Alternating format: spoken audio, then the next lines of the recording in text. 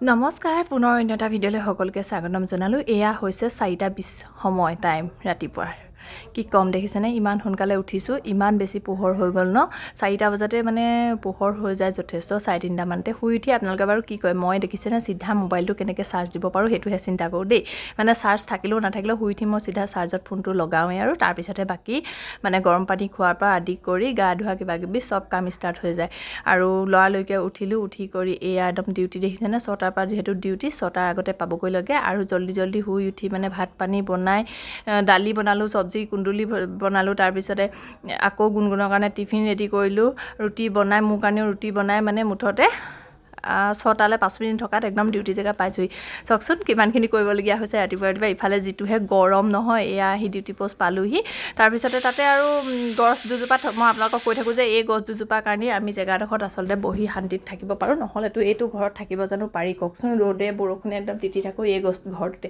তাৰপিছতে মোৰ দাঁতৰ আকৌ প্ৰব্লেম হৈছে গম পায়নে, ব্লাড ওলাই থকা হৈছে, আলু ফুলিছে। এইজোপা গছ চিনি পায়নে, এই গছজোপা হৈছে বগা ভেৰেনা গছৰ আঠাটো আচলতে দাঁতৰ কাৰণে খুব উপকাৰী। মই যিহেতু ডিউটি জেগাতে পালোঁ সেইকাৰণে গছজোপা তাতে একদম খুব ঘঁহি মাৰি লৈছোঁ মানে, আৰু ভাল পাম বুলি ভাবিছোঁ। মোৰ আকৌ চৰাইহাললৈ চাওক, আগতে 2টাকৈ চাউল দিছিলোঁ, এতিয়া 3টি মানে সিহঁতৰ পোৱালি ওলালে 2টা। শেষত এয়া দেখিছেনে উভতনি আজি টমটমত আহিবলগীয়া হ'ল। ডিউটি শেষ কৰিলোঁ, টমটমত আহিলোঁ।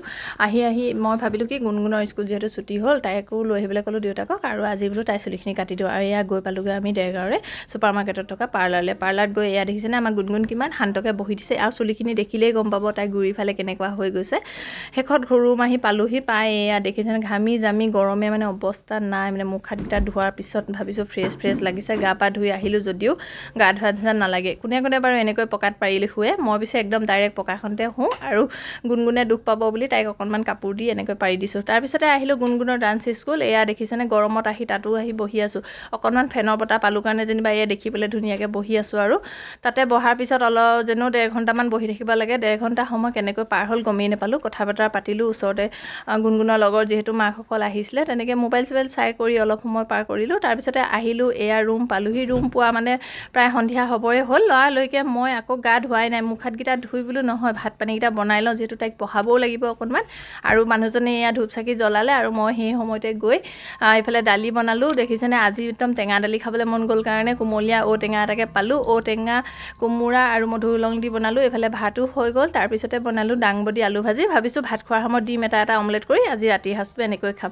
শেষত গৰম যিহেতু দহিছে, আপোনালোক অলপ সাৱধানে থাকিব। মোৰো কিবা বেমাৰী নিচিনাই লাগি আহিছে, বেমাৰতে পৰিম যেন লাগিছে। এয়া দেখিছেনে মোৰ অৱস্থাটো। ভিডিঅ'টো শেষলৈকে চোৱাৰ বাবে সকলোকে ধন্যবাদ। আজিৰ দিনটো কেনেকৈ গ'ল কমেণ্টত প্লিজ জনাব দেই।